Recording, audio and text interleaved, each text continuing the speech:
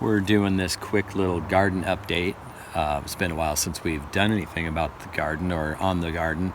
And we're kind of seeing how things go this year. It's our first time planting up here in the foothills of the Cascade. So let's look around and we'll show you how it's going.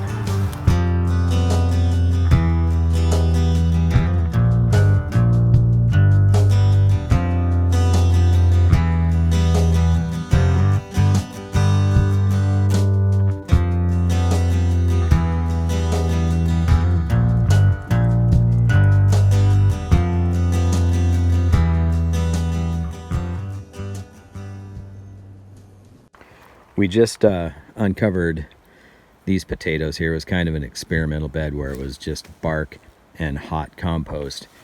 And we left this one because it seems to be doing better than the rest of them, so we're going to let it go a little longer. But here's what we got out of the experimental row. Nothing too stellar, but got a few little spuds. Our little sun gold tomatoes are doing great. Got all kinds of them. We've got a couple plants here. We've got more of them over here. Here. Got some here. And there's a plant over here too. We have our larger tomatoes over here in these rows. We're just waiting for them to ripen, and we're going to pick some today. These guys are ready, and some of those are ready. We picked our Mega Bloom tomatoes a couple of weeks ago, and they were big, but they didn't get to the giant size that I thought they would be. One of them looked more like a donut than a tomato. Here in these containers we have our jalapenos and habaneros and an orange pepper, but we already picked a couple and the orange one is doing really good. We also have basil. This stuff was getting eaten when it was smaller and in the greenhouse, and it took off a couple weeks ago. It started growing a lot more and it looks a lot healthier now. It's not getting eaten. This little one here is still getting munched a little bit. It was on the ground. Our squash tunnel is finally starting to fill in slowly. We've had to go through and basically pollinate most of this stuff with a paintbrush, and you go in and grab the pollen from the male flower, which the male flower is just a straight stem, and then the female flower has a little bud on the end of the stem. So you take the pollen from the male and then go inside the female flower and put that in there. We don't have a lot of bees up here, but look at that. There's a bee in there and he is just covered in pollen. Well, I think he spent the night there. Looks like.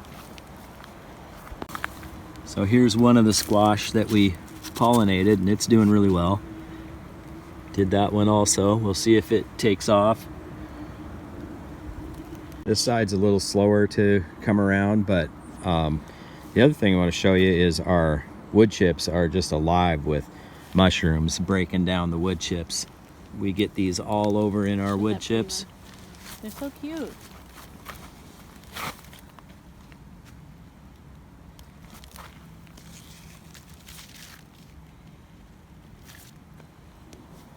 The squash in the squash tunnel, we have the same dirt at the bottom. We kind of put a little dirt in there, but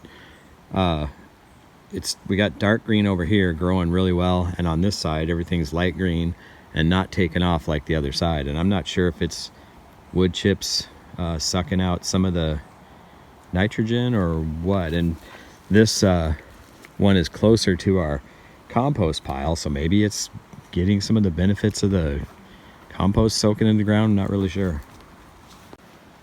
We have rhubarb up here by the compost pile. This is at the top of the garden property.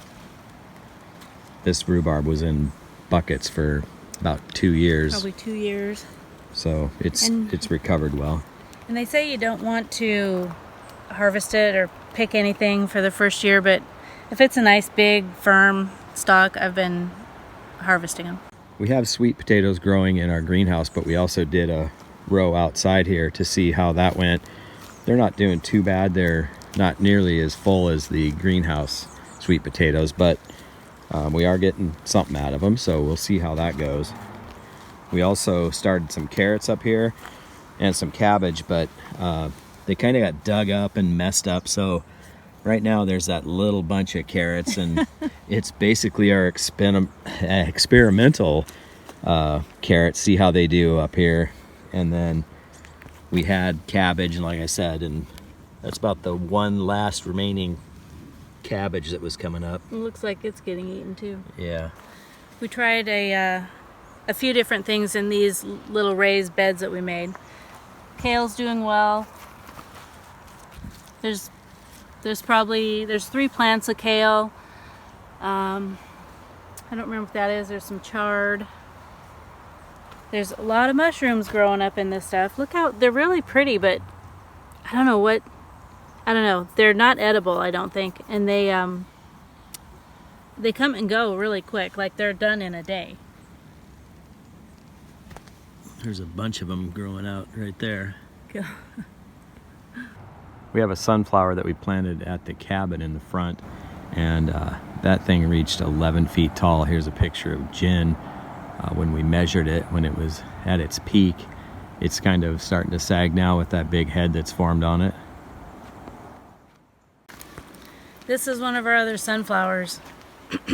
Planted a little later than that big one, but that big one just likes where it's at, I guess. Here's our sweet potato patch that we started in the greenhouse here. There's 2 barrels that are doing pretty well. And a couple we put in the ground. They were kind of all experiments to see which would do well. We had a lot of starts. And here's some more potatoes. We're not sure what variety. They're just regular potatoes. Every time we ended up with things that were sprouting, we planted them.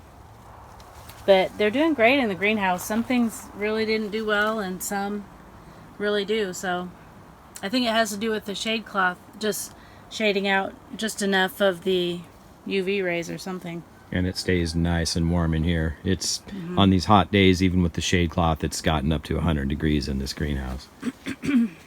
As an example of things that aren't doing well in here, we planted these 3 plants that we actually bought, and we did get one nice Roma tomato off of that plant, and I don't think this one has had a tomato set on it at all. No, just that just one that. there. And this, and that's it. This, I don't suggest growing them in the greenhouse next year. Yeah, and it could be soil related too, but they're just not doing good in here. Yeah.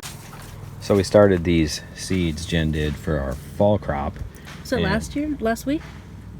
Last week, yeah. Okay. And here's some sugar snap peas and some peas that we started, or that we saved from our house.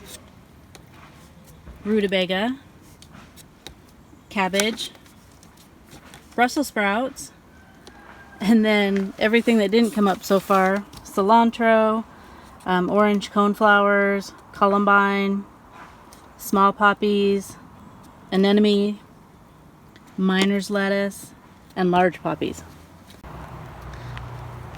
So I've been picking plantain this morning. We're going to make some plantain salve for like bee stings and mosquito bites and things like that. They kind of took over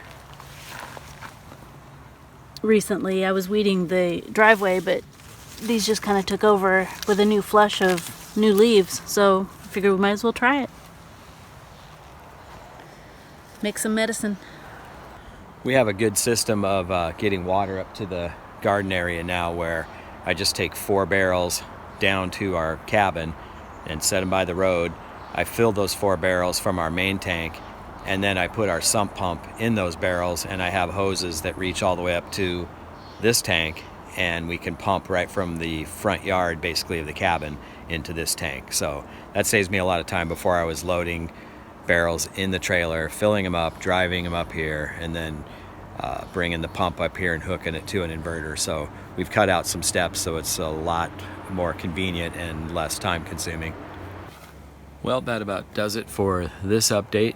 It's the next morning, so I'm going to get out and start watering around the garden. I don't want to be out too long without a mask or something, because the smoke in the air is really thick from all the fires in Canada and eastern Washington and all over the place. We have ash falling here in western Washington. I've started literally coughing all the time if I'm outside for a while, so yeah, it's really bad. So I hope hope some rain comes soon to give these guys some relief that are really getting hit hard where the fires are. So thanks for stopping by our Almost Homestead channel. I'm Jay, and I'll see you next time.